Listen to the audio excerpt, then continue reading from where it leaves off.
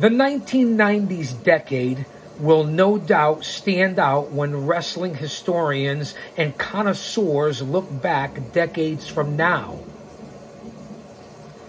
It was during this period that WWE took a stand and decided to derail the Lex Express and begin to make the transition from the Doink to the Attitude Era.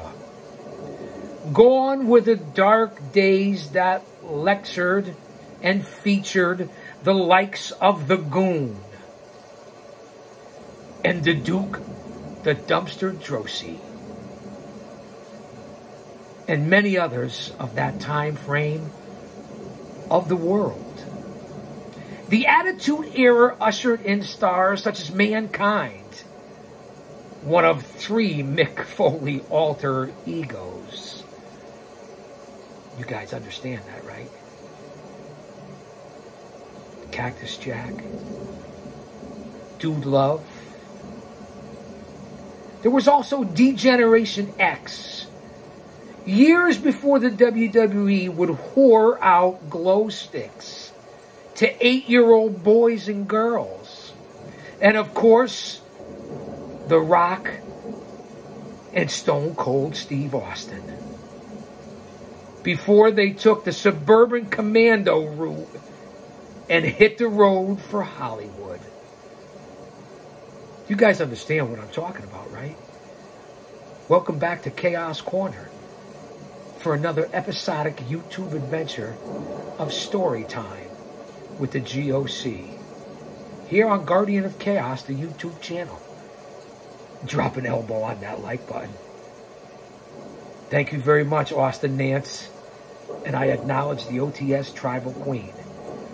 One man, unique, unedited, unscripted, raw dog for you, the fans.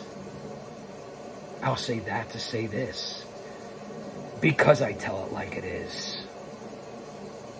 Of course, on the other side of the tracks, you had WCW, which was pushing the envelope, so to speak, and waging an all-out Monday Night War, led by a goody two-shoes turned badass heel in Hollywood Hulk Hogan and his bad guy faction of the NWO.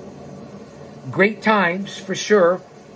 I was in the business at that time as a pro wrestling manager in my middle 30s, when a lot of you were just a gleam in your daddy's eyes, or maybe hanging around on the bed sheets or dripping down your daddy's leg onto the carpet. Well, what I say, man, lighten up, kayfabe, it's a joke. Don't get so offended. At least not here on this show, on this channel, because this isn't a fucking podcast. It's a show, the most unique in the whole entire IWC, the wrestling community. Nobody works harder for you than I do. 4,000 videos, well over that in 4 years. Over 1 million views. And over these last few months, averaging 50, 60, 65,000 viewers a week. I'm humbled. I'm honored. I'm privileged. I'm blessed. I'm grateful. That's from the bottom of my heart. You never know what I'm going to say, what I'm going to do, or what even content is going to be on here. Everything from talk shows, to classics, to chaos clips, to Dinner for Two, the show, to the Chaos Corner show coming up on episode 500. Put that in your pipe and smoke it. Let that sink in. Let that marinate. Go over to the shorts. I have hundreds, thousands of shorts on this channel. Not just about this, the persona, which is really like the person. It's about my family life as well. So for all the haters and non-believers who say, oh, why do you wear the hat? Well, number one, we live in the greater New England tri-state northeast area, and there's shadows of Titan Towers, so the weather's always changing. Hang around 10 minutes, it'll change. So that's number one. The glasses are prescription Oakleys, clowns, non-believers, haters. The best pair of shades I ever had. And it's bright down here. It's part of the gimmick. The chains are for a reason. My 25 years behind the fucking walls with society's worst. People that you're afraid of. That you wouldn't be caught dead with. Or maybe you would be. Protecting society. Remember that. Chasing the bad guy all over the country. So you don't have to. So before you question that, go over to those other channels and navigate the playlist, especially the shorts. You'll see my family. I'm not hard to find. I don't work for anybody. You know who I work for? My Lord and Savior Jesus Christ. And for me, that's who I work for. Follow me on X, aka Twitter, at Big Daddy GOC, and the GOC stands for the Guardian of Chaos. I post there almost every day, including here on the YouTube channel, on the community page. I report weekly on the live events, the PLEs, the pay-per-views, Monday Night Raw, SmackDown, AEW Dynamite, Collision. I'm in touch with all of it, from TNA Impact, MLW, NWA, Ring of Honor, New Japan. And of course my home at Paradise Alley Pro Wrestling, the independent pro wrestling industry. The backbone of this fucking business. And I apologize for the cussing. I get crazy. And I use the F-bomb a lot. I get it. But don't hold it against me. I'm trying to be a better person. It just comes across. Focus, chaos. A lot of people right now are saying, focus, chaos. You get off on these tangents. But that's why you're here. Because of my connection as an insider who was in the fucking ring. Who took the bumps. And then me as a regular guy, just like you. And speaking of guys, remember almost 50% of the demographic on this channel are women, females. Go out and touch some grass, maybe a pair of knockers, and you guys won't be virgins and neckbeards and mouth breathers and geeks and goons and the dweebs. And no offense, man, kayfabe, we're all marks, right? What'd I say? Too much? Too early? Too soon? Change the fucking channel then. And every time I say the F-bomb, I take a swig off or whatever you're drinking. If you're watching this during the day, then don't do that. But if you're watching this at night or late night, because I post almost daily something. And the Chaos Corner shows are live. And remember that 99% of the videos that you watch here on replay or in the premiere, I'm watching with you most of the time. And if I'm not, Austin Nance is. Or the OTS Tribal Queen is. Remember that. Because they're holding it down, keeping it real, and maintaining. Two of the best in the business as far as mods go. They both work over at the Don, Tony, and Kevin Castle show. The OGs of the podcast world. And of course, the ever-present and the #1 fucking podcast on YouTube. And that would be JD from New York and Off the Script. You can catch me personally over on Cornette or Dutch Mantel. And don't forget, Mania in Paradise will be up on the YouTube channel. On all social media platforms, follow my home company and the Paradise 4. And that would be Paradise Alley Pro Wrestling on all social media. One of the best independents in this entire area, with 4 men that worked in the WWF and WCW. Men that have been in Madison Square Garden, on WrestleMania, with every legend you could think of. That's where my home is. So check out Paradise Alley. I appreciate that. I really do. Let's get back to the task at hand, because I am a taskmaster. Take out your notebooks. School is in session. We got plenty of content coming out. We're pumping it out, as we do here almost daily. So keep the notifications on. Like, subscribe, share, hit that bell, become a member. It's only like $2 a month. Not needed, but much appreciated. If not, subscribe. It's free. And I don't understand all the people that watch this show. Hit the like button. Get us in the algorithm if you're having fun. I get all kinds of comments and emails from everyone and feedback. We got Fan Mail Friday coming up. But hit that like button. Do that for me. It's free. And if you want to email me, besides inboxing me either on Facebook, I gave you my accounts, or over on X, inbox me. My DMs are always open. You can email me. And here are the 2 addresses. It will get through this. Chaos, you know how to spell it. all one word, Chaos Big Daddy, the number 2 at yahoo.com, or Chaos Big Daddy, the number 11 at Gmail. So there you go. Chaos Big Daddy 2 at Yahoo, or Chaos Big Daddy 11 at Gmail. Get in. You're going to want to be in on Fan Mail Friday. The response, I'll bet you, in the last month, not only are we over 1 million views now, not only do we are coming up with just about at 2,500 subscribers, which is huge considering 6 months ago I had 200. I've been working hard at this for 4 years.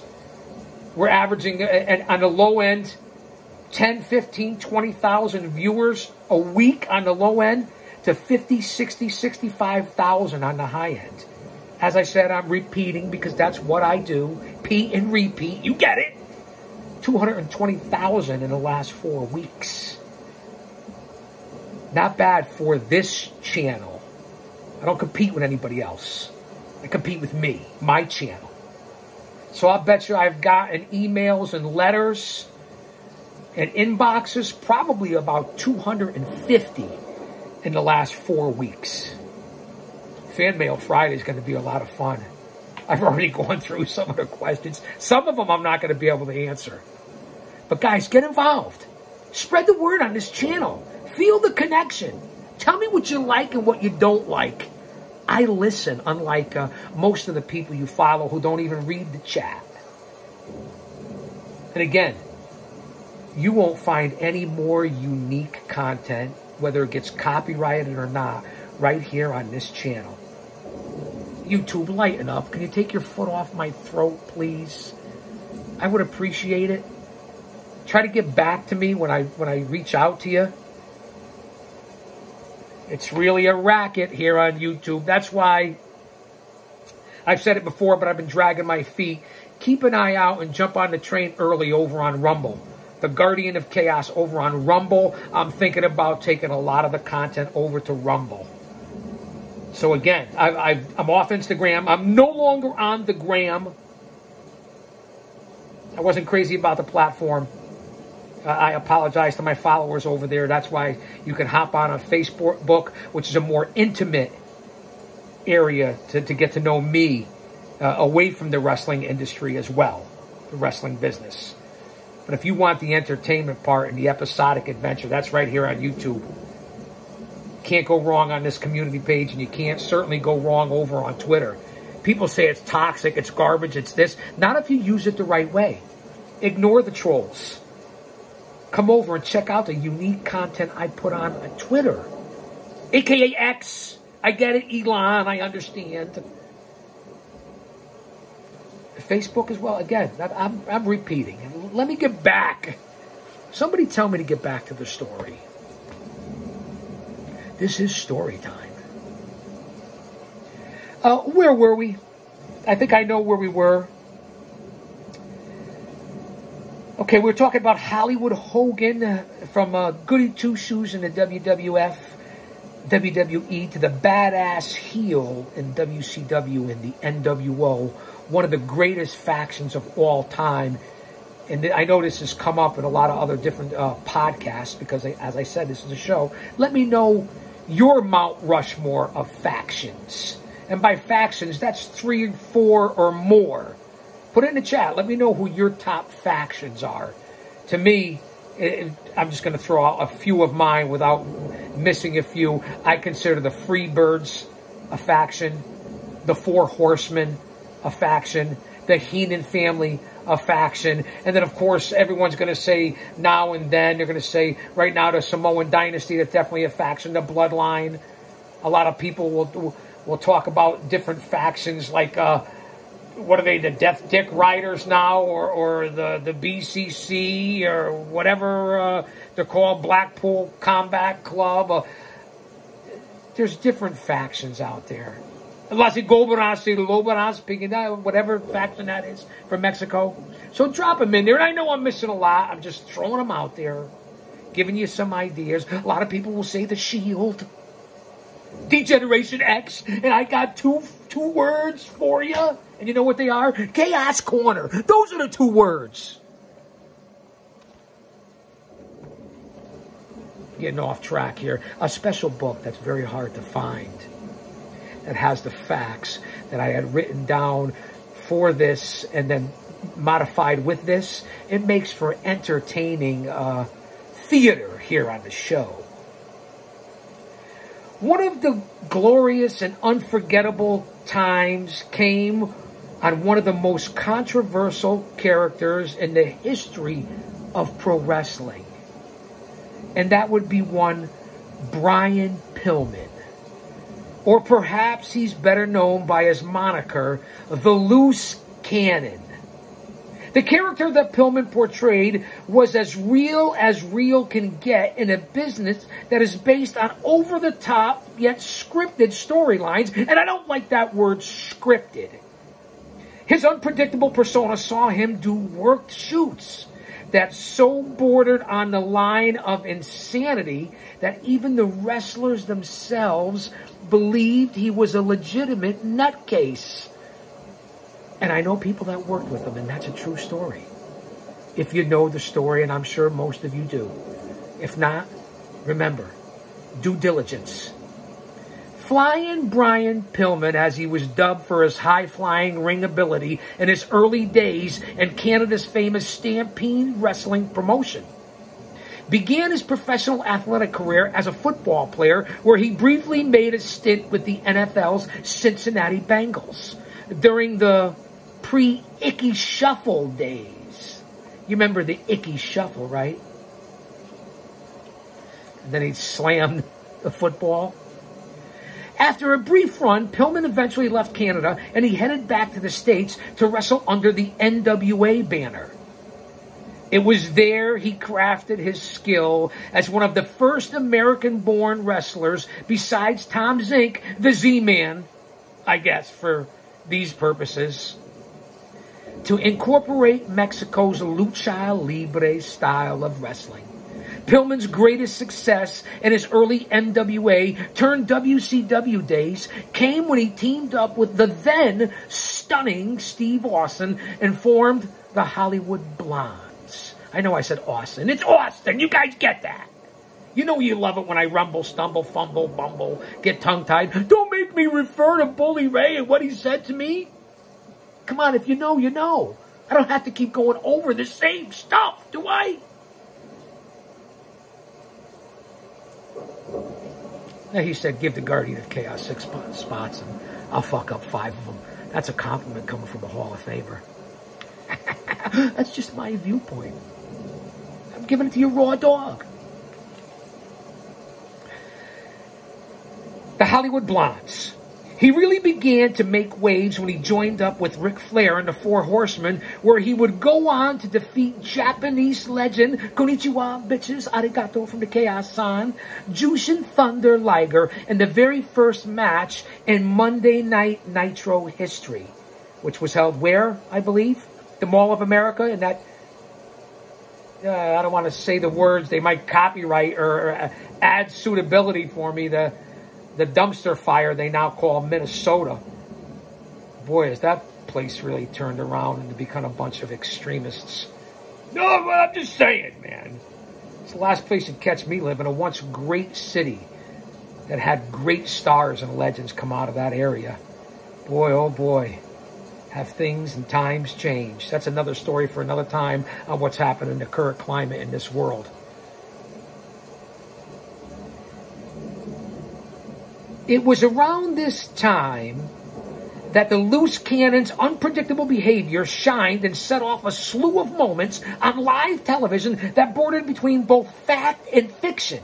His final straw in WCW was the moment he outed Kevin Sullivan as the booker during an I Quit match on a pay-per-view.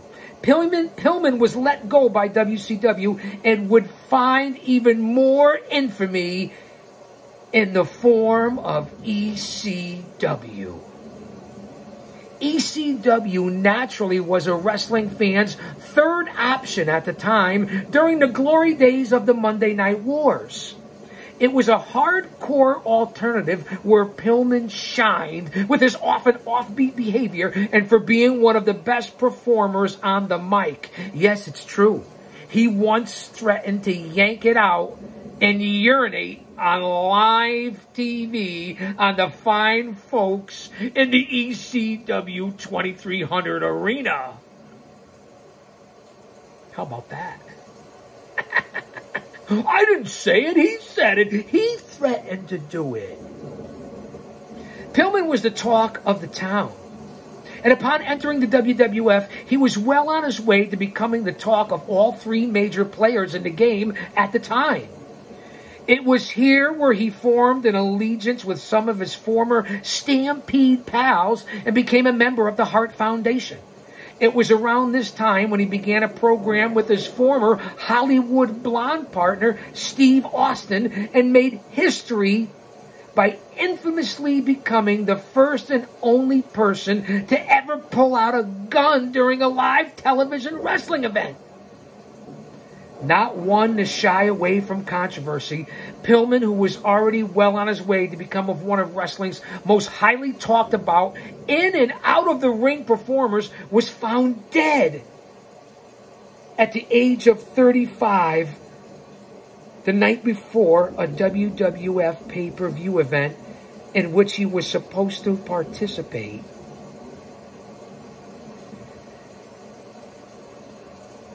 Pillman, who passed away from an undetected heart condition, was well on his way to becoming one of WWE's major players. One can only imagine the impact his career would have had among the annals of the WWE contemporaries, such as Bret Hart or Shawn Michaels. Some 13 years after his passing, remember the time frame here on Chaos Corner, we are in the time machine. Some 13 years after his passing, Pillman is still among the most talked about grapplers of his generation, and it's safe to say that he had at least one great main event championship run in his sights.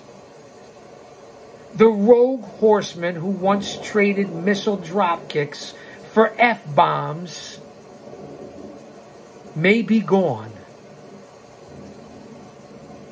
but his influence and his mark on pro wrestling will never be forgotten.